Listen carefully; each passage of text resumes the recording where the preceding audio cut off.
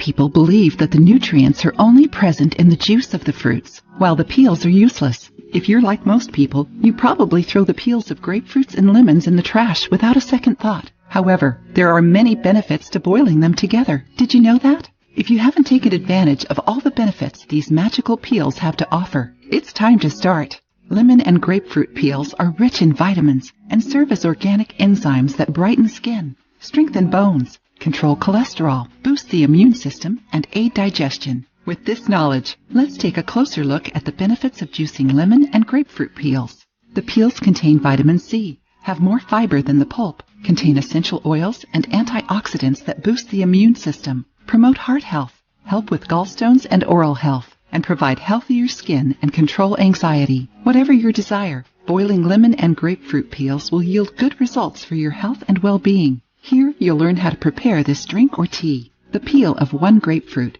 the peel of 2 or 3 fresh lemons, 500 milliliters of water. According to experts, this tea must be prepared a little differently so that the active compound present in lemon, limonene, is not lost. Remove the peels of the lemons and the grapefruit as if you were peeling an orange, without the white part.